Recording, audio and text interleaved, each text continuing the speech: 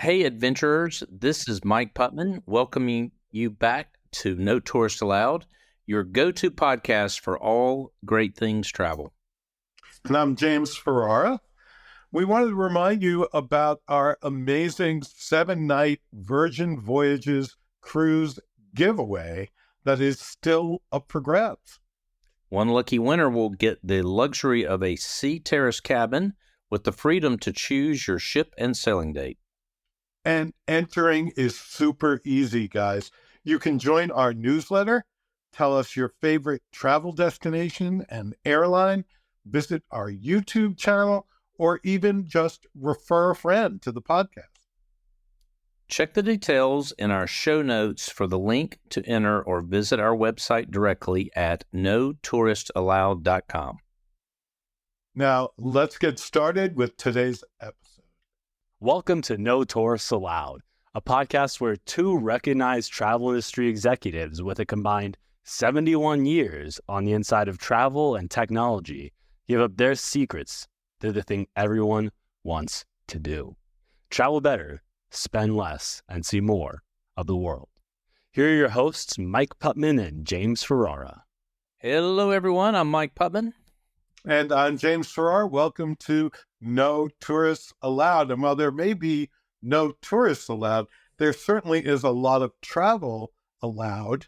And Mike and I have been road warriors, our usual selves, for the last couple of weeks. So we have a lot to talk to you about firsthand this episode. We didn't bring on a guest. We are our own guests, right, Mike? That's right. I feel like the Johnny Cash song, I've been everywhere, because it feels like I certainly have. I circumnavigated the entire globe and actually did that and backtracked just a little bit. Leaving October 26th, I just got home on November 12th. Yeah, at midnight. I really got home November 13th, to be technical, after a 24-hour day of traveling back from Malaga. And James, you've been on the road as well. Yes, I mean, you've got mileage over me in terms of how far you went, but I've been away just as long, only slightly closer to home. And then, I've been to Las Vegas, I've been to Spain, and New York in between for, I think, 18 hours on the ground in New York. And then Mike and I came together in Spain and spent the last almost week together there on the Costa del Sol. So we have a lot to talk to you about.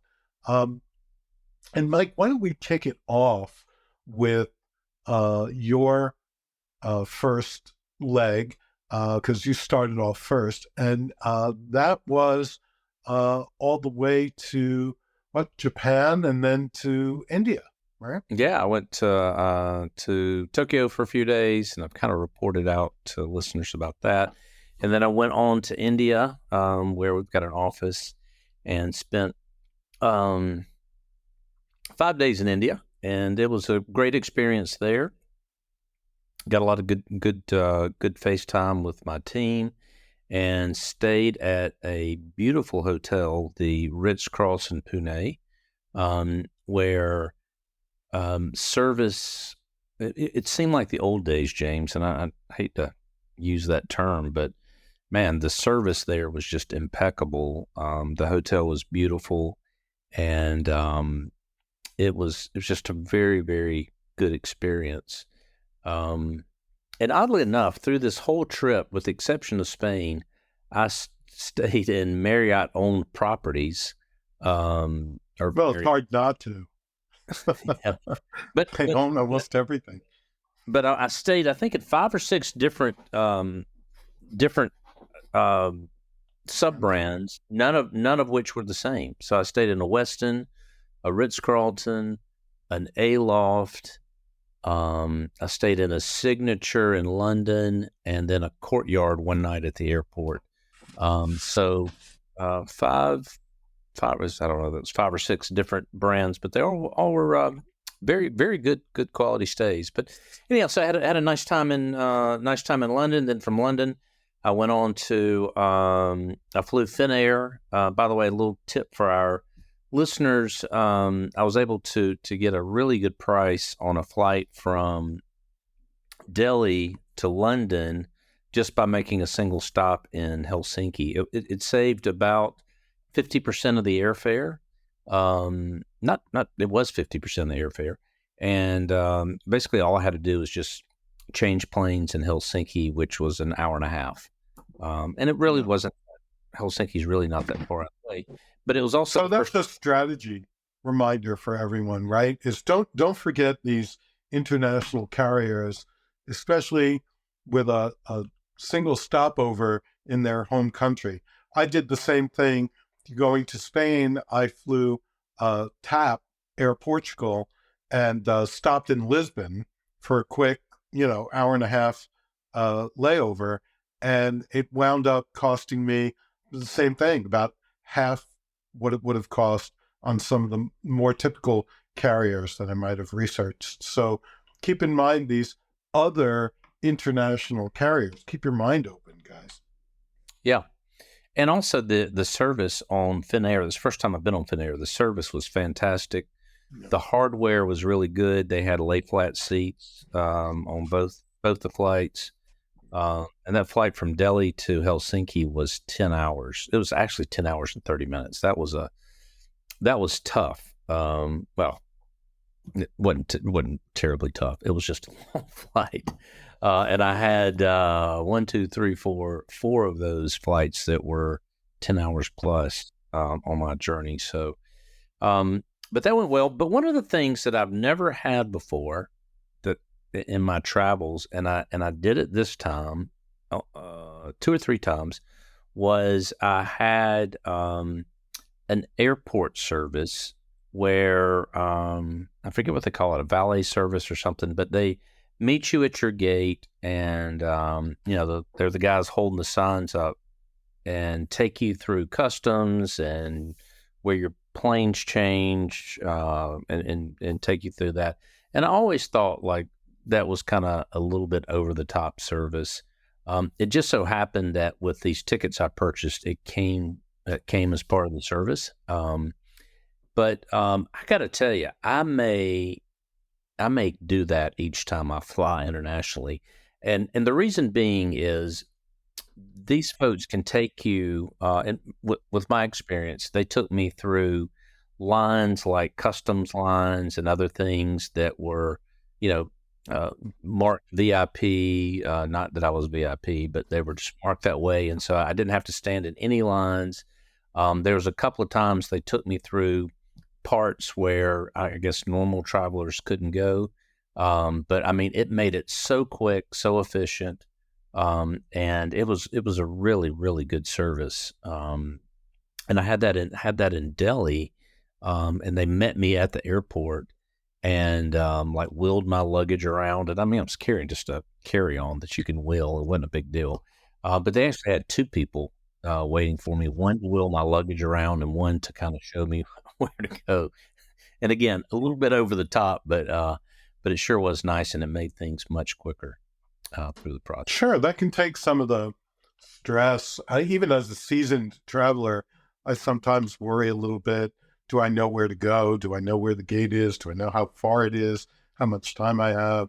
Where is the lounge? All of that. And it can really take away a lot of that. Thankfully, I didn't encounter any lines in my international travels because the class of service. Now, this is, an argument. If you can afford to fly business class or first class, boy, it does make things a lot easier, not just on the plane, but in the airport in terms of the fast track lanes and all of that. And if you have status with an airline, or if you have clear, you're flying domestically, global entry, coming back into the United States, all of these things take away all of that waiting time and some of that stress too. So I highly recommend them. I was in Vegas, and I want to talk a little bit about Vegas because it is always in our top 2 or 3 domestic destinations, right? and it's a very important place in the United States. It's also everyone's favorite destination to rag on, right? So it's kind of not cool, maybe, to like Vegas too much, but I have to admit, even though we are no tourists allowed, and Vegas is very touristy, I happen to like Vegas a lot. And there's a lot there. And if you do it in the right way, I think it can be a really great destination. How do you like Vegas, Mike? I like Vegas in small doses. Yeah. It's there's some really nice restaurants there. There's some restaurants that have names that, because they're in the middle of this glitzy casino, are supposed to be great, and they're not so great. So I enjoy going out there. I like to gamble a little bit. I'm not like a big gambler, but I enjoy gambling. I enjoy going to a show every once in a while. But after 2 or 3 days, I'm really. I agree with that. I agree. It's in small doses. I also go for the restaurants, and there's an odd phenomenon in Vegas around the restaurants, which is they look for restaurants that are successful somewhere else, and they've built a big name in New York or Chicago or Los Angeles, and then they do a sort of carbon copy of them in Vegas. But like any carbon copy, it's slightly less than the original in some sense, right? I did find, and because we talk in our podcast about giving some sort of insider information and some, specific tips and so on, I will share this with you. Martha Stewart opened a new restaurant in the Paris Hotel called the Bedford, and it's supposed to look like her estate in Connecticut, that sort of very chic, upscale, elegant country estate feel. And it was quite good, very pretty. The food was very good. So I do recommend it as a new spot to try out, the Bedford at the Paris Hotel. But what I really want to talk about with Vegas, because many people have been to Vegas and the basics, is how Vegas is changing again. I would say every 15 years or so, Vegas reinvents itself, right? Right. And I remember a particularly funny one, which was when Vegas decided it wasn't going to be Sin City anymore. It was going to be for families. Family, yeah. And MGM built a theme park, and Treasure Island had the pirate ships, and there were all these things and then the roller coaster, Excalibur, the one that looks like a fairy tale with knights and whatever, and then Luxor, and all these places were built. That was back in the 80s, and there was this move to make Vegas more for families, right? Well, the latest one is Vegas as the sports capital of the United States. And the way they're doing that, they built a spectacular new stadium. And in fact, during the week I was there, there was a big NFL football game with the Giants. So everyone comes down from New York. All the big shots follow the football teams. And so the town was packed with people for the Giants game. And then the other thing that was going on was preparation for the Formula One racing that is going to tear through the middle of Las Vegas like it does in other cities around the world, famously, on the French Riviera. But here we are in the middle of Vegas. And so they were building barricades and wire fencing and stadium seating and covering the strip and side roads and whatever, tons of construction going on heading into Formula One. So people who are interested in sports are the new fans that Vegas is attracting. I was also there, odd combination, but I was there during BravoCon. Do you know what that is, Mike? Have something to do with Bravo television? I wouldn't be surprised if you have no idea. However, wildly popular. So it has to do with all the reality television programming on the Bravo channel. And it's the head of programming in the channel Andy Cohen, who has a television presence of his own, talking to all the stars from these shows on a chatty kind of show that he does. And so they were doing Andy live, and they had the convention center full of all of these celebrities, like the housewives of New York and real housewives of here and there. And it was really something. I don't know if I would deem people on Bravo as celebrities. Maybe they're Bravos. Well, so every hotel had something going on, including the hotel where I was staying. Even though the main stuff was at the convention center, there were performances and cocktail receptions and ticket-only events at hotels all around town. And it was mobbed. And it was mobbed with social media influencers and Instagram models and, just beautiful women and young men who follow all of this stuff. I mean, mobbed. Paparazzi everywhere. So that was happening. And that makes Vegas interesting to some people. But maybe your thing is more the Consumer Electronics Show, which is really cool and is the number one show, I think, in Vegas at the convention center. Massive. You got to get tickets well in advance. And there are new shows for, Barry Manilow has a residency now. Adele is at Caesar's Palace every weekend, plus all kinds of other events, all kinds of Kelly Clarkson is the big new residency coming up. So, Vegas has always known how to bring in the stars, to bring in the crowds, right?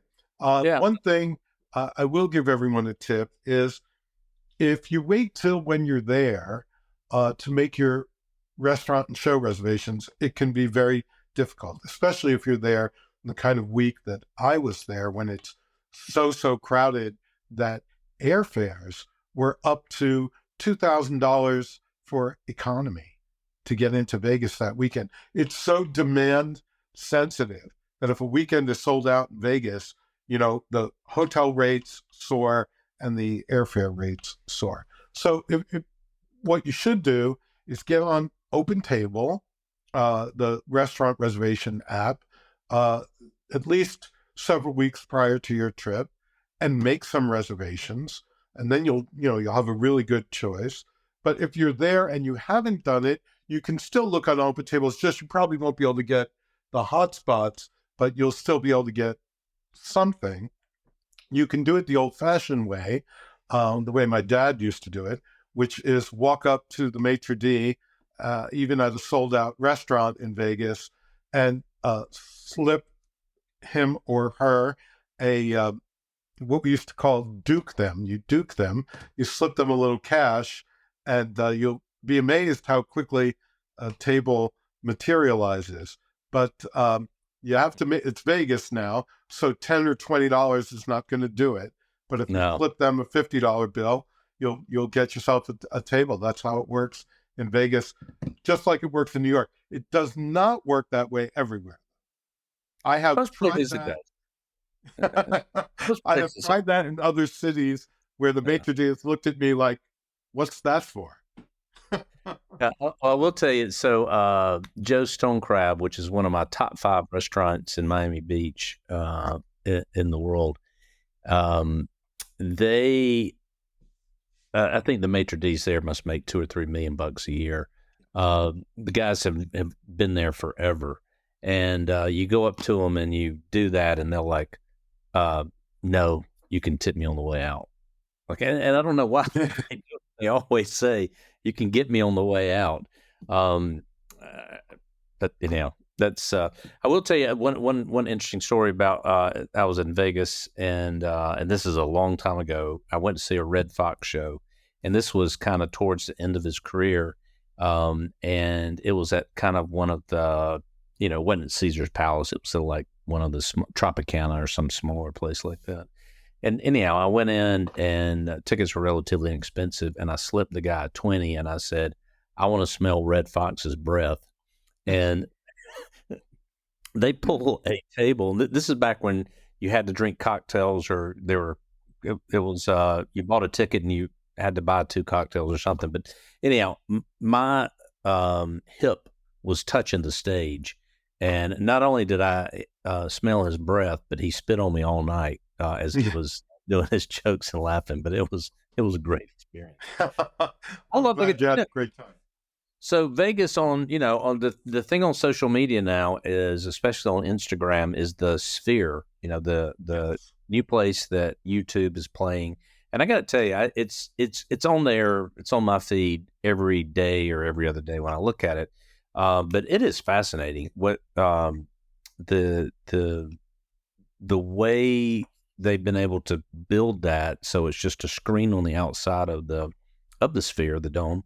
And it looks really, really cool too. So I was even thinking about going out there. I really like U2, and seeing them while they're there in Vegas, just for that reason only. I took a lot of pictures of the Sphere, and you have 2 options. You can attend a concert, but they're very pricey. The YouTube tickets were $500 directly from the venue.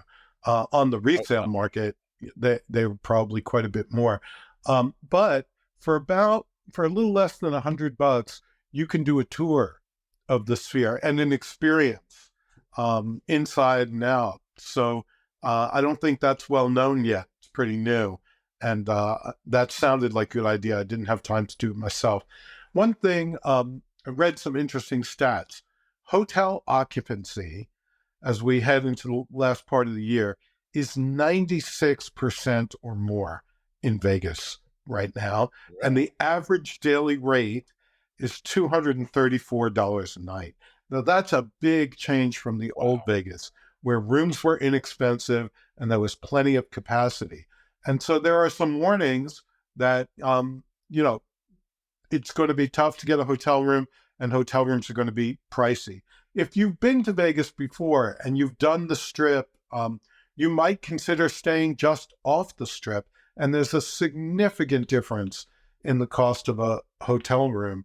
And there are some new hotels and resorts that have opened just a block off the Strip. So that's always a good strategy there. It's a block between even the hotels on the Strip. You're walking, even though they're side by side, you're walking probably more to get to them. But that is like a really high ADR for Vegas.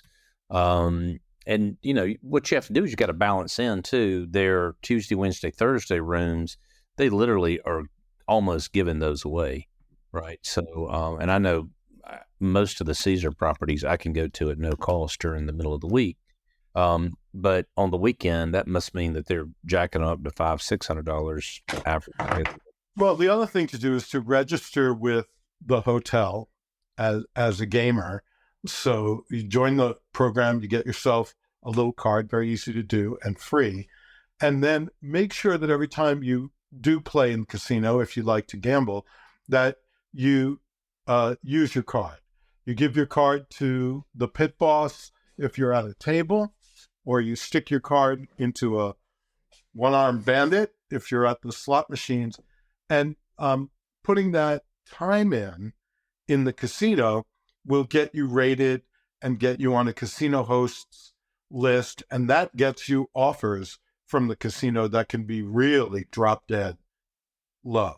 So, get yourself thought of as a gambler, even at a fairly moderate level, and a whole world of things open up to you. Use the concierges too. This is something we've talked about in general, Mike, but it's particularly important in Las Vegas. If you find yourself there and you can't get the restaurant reservation you want, or you can't get the hotel tickets you want, and you're staying at a better hotel, those concierges are very well connected. So they know how to get you the tickets, how to get you the table. If you just walk up to them and ask them for help, you've got a shot. But remember, there are 5,000 rooms in some of these hotels. So same thing as with the maitre d'. If you walk up to them and you slip them even a $20 bill, you're much more likely to get, they're holding on to tickets and restaurant reservations that they're only going to give to the customers that are either VIP with them, casino hosted, or who, front it with a little Greece. attitude. So let's talk about London. Mike, you went to London. Yeah. So I had 5 days in London. Yeah, 5 days in London. And got there late on a Friday night and really just kind of hit the sack Friday night. But because I had purchased a ticket to go see a soccer match or a football match, and I went to see Fulham play Man United, and on Saturday morning, which was a really cool experience. If any of you ever go to London and you have the remotest inkling to go to a soccer match, it is well worth it, and they're not inexpensive either.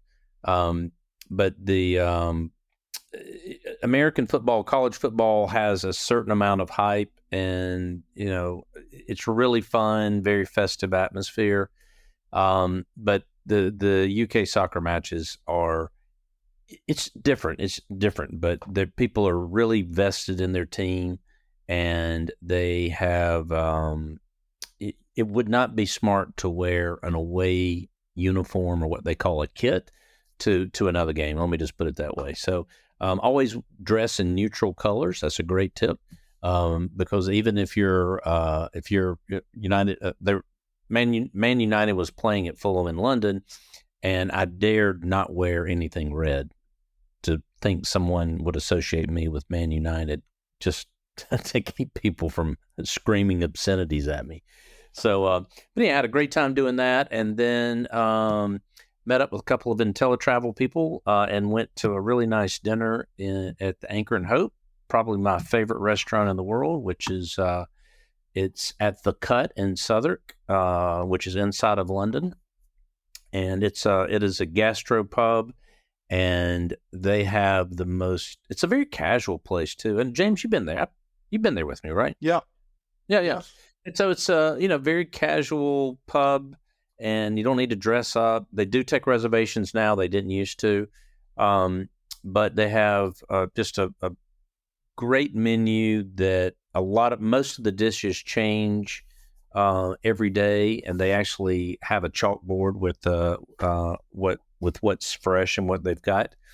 But they have a couple of things that I always enjoy getting, and one is a lamb shoulder, and it's prepared for two, but it's 7 hours of roasted lamb shoulder and neck. The neck part I could do without, to be honest with you, but the shoulder is amazing, and it comes in a big platter, and on the side it has carrots and potatoes and all the stuff that's been cooked with it. Like a Sunday roast. It's kind of in a sense, but they serve it every night, and it is something that's really special, and you have to actually get there early because they only have so many of them. But they do serve it all the time, and it is fantastic. So, and for our listeners, there are places called Hope and Anchor, which is a different bar in another part of London, which I have made the mistake of going to. But it's Anchor and Hope, and every time I'm in London, I make a trip there. Sometimes I go twice, and the food is fantastic. The service is really good, and it's a great casual gastronomic.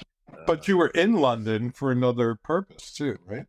Right, to eat more at different restaurants. Now, the World Travel Market was in London, and it started on Monday of last week, and it was Monday for VIPs, and then Tuesday, Wednesday for the travel industry, and Thursday, Friday for consumers. Which James, you've been there before. It's actually the second largest travel event in the world, ITB. And what's Berlin. The largest? Berlin? Yeah, ITB. And so, but this, just to give our listeners a perspective, the halls, it's over half a mile long from one end to the other. And then across, it's probably a quarter of a mile from one end to the other. And if you can think of all of these halls in a very big complex is called the Excel in London, and there's booths everywhere. And most of what you see are the countries, or each of the halls will have like a region of the world, and some regions expand over to more than one hall. And you will have the tourism board of France, of Italy, and let's say in the European hall. But you'll also have like individual operators. Could be hotel chains, could be chauffeur services, could be people who operate tours within Italy. And it's just a place where all of travel kind of comes together. And that part of the show, I don't really spend much time because I don't really, it's nice to walk through and kind of see what's new. And I'll kind of do a glance through, but they have one hall that's about technology and distribution, which is where most of my meetings were with those folks. But it's a great experience if you're in the travel business to go. And I don't go every year, but I go probably 2 out of 3 years. But if you're in that part of the world for the Thursday and Friday, and it's always about the first week in November, it's definitely worth going as a consumer, because you can see and learn about a lot of different destinations, and maybe go somewhere. You may end up going somewhere based on the people that you meet and the information that you get at World Travel Market. So, great experience. Yeah, I always want to see what the big wealthy countries do for displays, because some of these booths are like, small countries in themselves. They're so elaborate, sometimes lots of technology. The Middle Eastern countries are always very impressive, like Saudi Arabia and Qatar and all of that. They have elaborate. I think Qatar was actually giving away shoes, like pairs of native shoes with silk on the top and kind of sandals type things. Yeah. The amount of money that's spent there is it's. And the technology hall that Mike and I usually go to has the latest innovations in travel and travel distribution. Really interesting ideas, software companies, new ways to search for travel, new ways to deliver experiences. So it's always cool to meet with a lot of those folks and see what they have to offer and see what's changing. So it's very exciting that way. Yeah, and then they also have some breakout events where ministers of tourism for different countries will speak, and also CNN and the BBC always have a large presence there, and they do some interviews, and right in the middle of all this too. So sure. And performances, they have some entertainment in various areas. So very, very fun, but exhausting. It is really huge. And there are so many people. It's like Disney World. The aisles and halls get so crowded.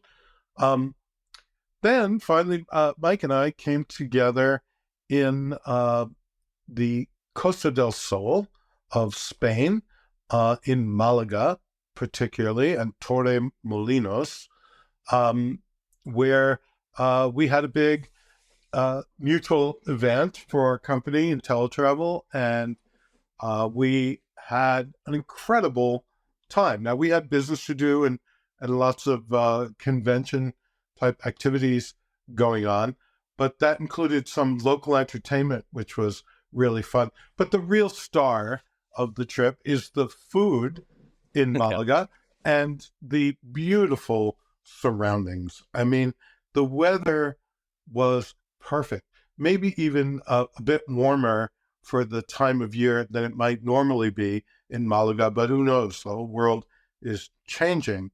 But it was Fahrenheit, it was close to 80 degrees during the day, and, a very comfortable 60 something at night, sunny and blue skies and breezy and swaying palm trees and glistening ocean or sea, and just beautiful, right, Mike? Absolutely, and the food was fantastic and relatively so inexpensive. Um, yeah, How about a glass the of wine, right? Mike and glass. I might occasionally partake of, of a glass of wine. And here, a glass of wine was essentially cost, I think, the tax in New York. Like Yeah. I mean, I sat down with a couple of people, and we each had one glass of white wine, and we had somewhere to be, so we left. And I said, "Can I get the bill?" And the bill was €9. So it's like $9.50 for 3 glasses of. And we didn't say give us the cheap stuff. I said, give me a nice Sauvignon Blanc, and it was €9, so $9.50 for 3 glasses of wine. And this was not like, I mean, it was at a a bistro cafe, which you would expect to pay probably a little bit more than normal because it was in a pretty congested part of the downtown Malaga. But so, Malaga, again, on the Costa del Sol. A lot of people know Malaga as an airport that you land in order to go to other parts of the Costa del Sol. I met many people who've been to other of the resort cities, Benidorm and so on, in the Costa del Sol, and they had flown through Malaga, but they never gone to Malaga, the old city itself, the port city, and a very important place in the area. Beautiful cruise ship port. We saw several. We saw the Emerald Azura there. We saw several. There was a Regent ship. There was an MSC ship. Yep. So really beautiful port. We also saw some, $250 million yachts in the port there. But there's a beautiful promenade along the port, very touristy. We recommend that you go inland into the old city and walk like many heavily Moorish influenced cities. This part of Spain was heavily Arabic for a period of time. You walk these tiny little alleys that sort of Byzantine-like alleys you can get lost in, and there's just cafe after shop after cafe after bistro after just a million of them. And of course tapas is a big part of the culture in Spain and in this part of Spain too. So you go into sometimes tiny little bars and they're serving food. Sometimes it's complimentary with your drink. Sometimes you order it. You can try many different things. Lots of seafood in this area. So octopus and shellfish and all kinds of fish. But the Spanish love their ham, don't they? yeah, That Iberico ham everywhere and lots of other pork products, all of which I find delicious. Yeah, and anchovies, grilled anchovies. There was so much, and the food it was just so fresh, and you would sit down. Like for a meal, I always liked sharing food. It's just the way I was kind of brought up, and with this kind of tapas culture, you don't typically sit down and order a starter and then an entree. And look, I'm sure there's a lot of restaurants in Malaga where you do, but I think generally if you're out dining with your friends, you just order, there's 4 of you, you order 10 tapas, and they're like $2 or $3 or $4 a piece. So it's not like you're spending a fortune, and you get to taste all these different things: grilled octopus, anchovies, sardines, which croquettes. Yeah, like typically I'm not a big fan of those things, but the way they were just so fresh and prepared in such a way, they were just, they would melt in your mouth. And the last night I was there, we went to a place that has a big history. It's called Chinita, and it is Picasso frequented there. Other Spanish stars frequented there. By the way, Antonio Banderas is from Malaga, and he's an important presence there. He owns several restaurants in the town, and I got to see where his penthouse is, right in the middle of Malaga, in the middle of all the tourist hubbub and activity. He has a penthouse on the top of a building. But Chinita is very traditional, and all the top's very traditional. We went on another night to that Palo Cortada, Mike, where it was a more modern version of food from the area. So very beautifully presented and sort of deconstructed ideas for the food, also very delicious. So there's a wide range of things that you can try there. There are several rooftops are very popular there because the weather is so beautiful, and the sea is there. So the tops of many of the hotels have rooftop bars, and that was a big part of the nightlife there. There's an incredible cathedral in the middle of town. There is an Arabic fortress and governor's palace, historic originally from parts of it from the 11th century, and really beautiful to visit and see. Outlooks if you go up to the mountain or you go out to the beach, incredible views back at the city. So like any city like that you visit, sometimes it's good to take a little sightseeing tour just to get yourself oriented and understand maybe what your options are to go back and spend more time in a particular area. And again, that can be touristy up front, but it has its purpose. They even, believe it or not, have the hop-on, hop-off bus in Malaga that and Mike and I saw has a cruise component, right, where you get on a small ship and go out into the harbor too. So I don't turn my nose down at that as a good way to introduce yourself to a city, but then go back and get real personal and up close and go deeper into the city. And I did my usual technique, which was I headed down what looked like to be the most complex part of the old city and got myself lost and then worked myself out again. And in the process of doing that, found some great little shops and a great little cafe and the market.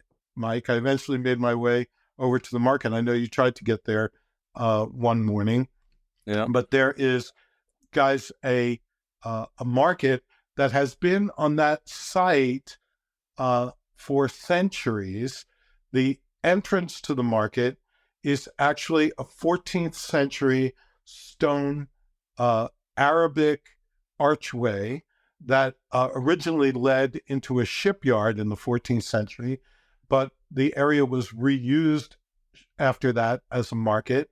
And in the 19th century, they built one of these steel, cast iron and glass covers over the whole area, similar to the market we went to in Valencia, right? Mike had that same style of cover.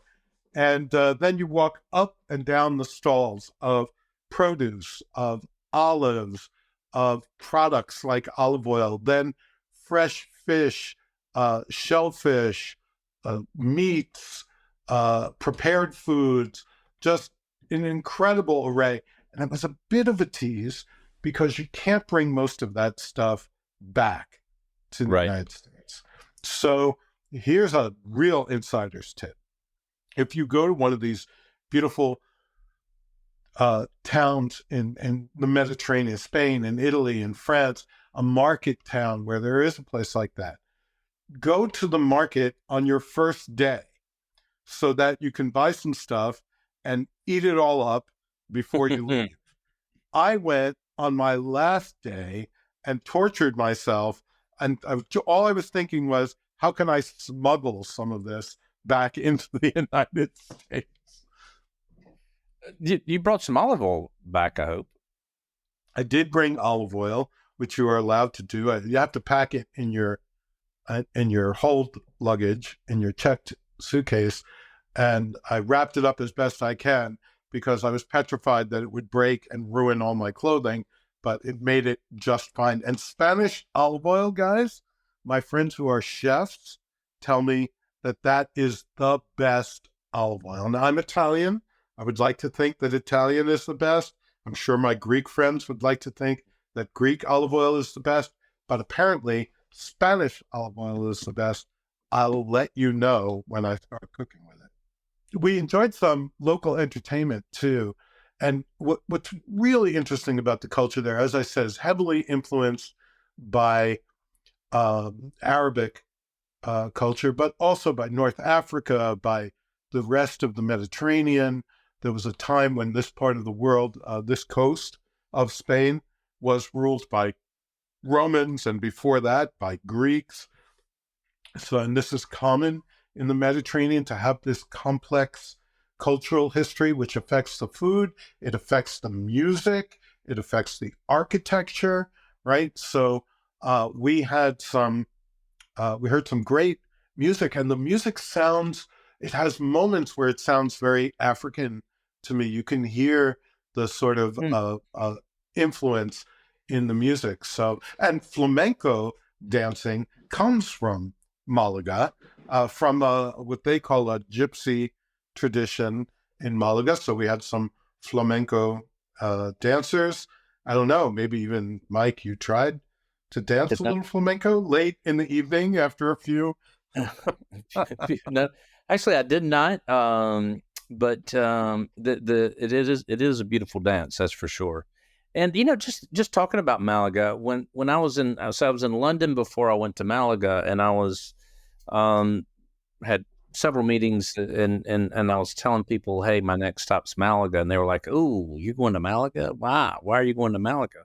And they were kind of, and these were travel industry people as well, but man, I really enjoyed it. I thought it was a great destination, and I did too.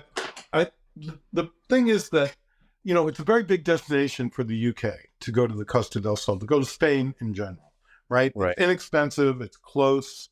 So it's always been very, very popular. But UK tend to travel on packaged tours. That's the way they do it, packaged vacations. And so they wind up in these resorts outside of Malaga and sort of never leave the resort. It's that kind of vacation.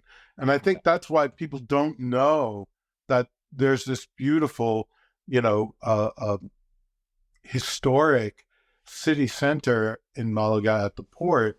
And one night, this was so interesting, so I have to mention it. Something for you guys to look for if you ever get to this part of the world. There's a Picasso museum, right? And of course, there's a Malaga museum, and there are other museums there that are wonderful. The Picasso Museum put Malaga on the map. I mean, it's part of what made it famous. Picasso was born there and spent his childhood in Malaga, so very important to them. But we took over one night the Automotive and Fashion Museum. And when I heard that was coming up, I thought something's wrong. These two things don't go together. So it's a really unique idea for a museum. They have 90 antique cars, which are beautiful. If you're into cars like me and like Mike, you'll find that fascinating. But paired with each car is a display of fashions, or a mannequin dressed up with the clothing either from that period or that matches kind of the complementary to the style of the car. So there's Chanel and Dior and all these, and then there's period fashion. So it was so interesting. You saw a car that looked like it was out of The Great Gatsby, one of these great Italian long 1910, limousine type cars. And then next to it, a mannequin of a woman dressed in the fashion of that time, of a very wealthy woman. It's just really cool idea to pair these two things. And we added to that a splashy dinner and a big DJ. So we had quite the night there. But look for the Museum of Automobiles and Fashion. And the other thing we should talk about is hotels. So I would say about every 10 feet that you walk in Malaga is a hotel. Yeah. Right. So there is no sandwich between no shortage. cafes. Yeah. Yeah. And, and I was going to say, even for, people listening listening to the podcast from Europe, there's a lot of low cost carriers, but to get there, but even people from the U.S., even if you were doing a trip to London, let's say, there were round trip airfares for around $100 from London to Malaga. So it could be something where you go for 3 or 4 nights. And hotels, I did a little bit of research, and like in the center of Malaga, booking in advance, there were 4-star hotels for 89 euros a night. So call that, it's less than $100, but call it $100 a night for being in the middle. And when I say in the middle, I mean dead in the middle of Malaga. And the food, great quality food. There's lots to do, lots to see. You could have a really high value vacation, on your next European holiday, where you splinter off and just spend 3 or 4 days there in Malaga. So I'd been there once before, and I'd been there. Yeah, I've been there to pick up a cruise ship, so I didn't spend much time there. But I will go back to Malaga. I did enjoy it that much. I would too, and I will say that everything was so reasonably priced. As you mentioned, the hotels, the food, even the Ubers were very inexpensive and plentiful, by the way, for those of you who like to get around that way, and I do. It's good to know that Ubers are very prevalent there and very inexpensive. I would make one hotel recommendation. Excuse me. I stayed in the Only You Hotel in Malaga, which is right on the port, overlooking the water, overlooking the Central Park there. You walk across the street into the old town and all the big shopping and so on. And it has a rooftop bar. It has an excellent couple of restaurants in it. But the thing about it is it's part of a small chain of hotels throughout Spain, is that it was really high style, beautifully designed, and everything from the lobbies and restaurants to the rooms. The service was superb, which, by the way, we found all over Malaga. But in this particular, I can vouch for it in this particular hotel. And I met with several of their executives to learn more about the chain. Again, we have no commercial agreement with them. They're not paying us or anything. And I paid for my own room. They didn't comp me. But I would really consider these hotels in any of the locations they're in, which I think include Barcelona and other big cities. And then, of course, along the Costa del Sol and many of the resorts. But it's called the Only You chain. And one thing, just to show you how thoughtful they are about hotels, when you walk in, you are not in the hotel lobby and there is no reception desk. You walk into the restaurant and the sort of lounge area in the hotel, and that's purposeful. You actually have to walk through that and kind of around the corner into a private hall that is set up for reception and also has lounges, and they'll serve you a glass of cava, which is the champagne-style sparkling wine from Spain. And it all feels very, very the high hospitality. They want to welcome people into the hotel who are also not necessarily guests of the hotel and enjoy that portion of the hotel. And then for you to have your reception be very private further inside the hotel. And I really, really liked that. Everything about the stay was great. And as you said, reasonable. So take a look at that, Only You Hotels. Put it on your bucket list.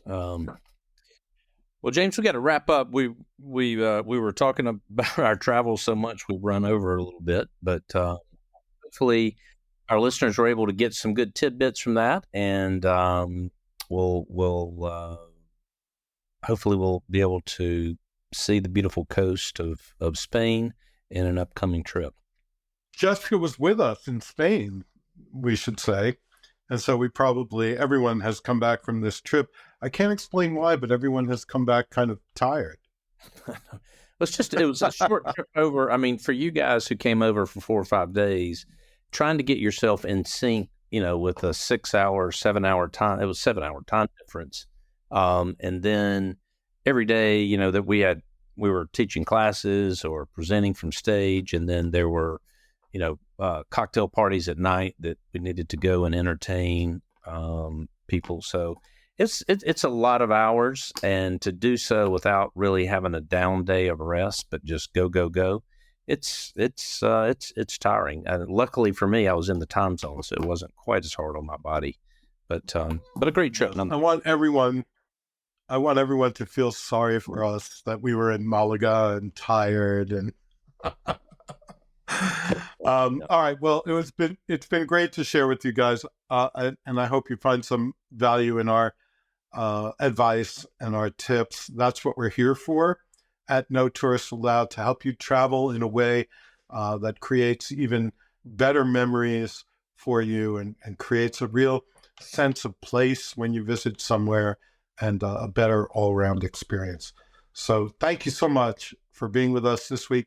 Don't forget about our Virgin Voyages cruise giveaway for 2. That's amazing, beautiful, premium cruise, great experience. And you can get it all for free just by going to our website, notouristsallowed.com.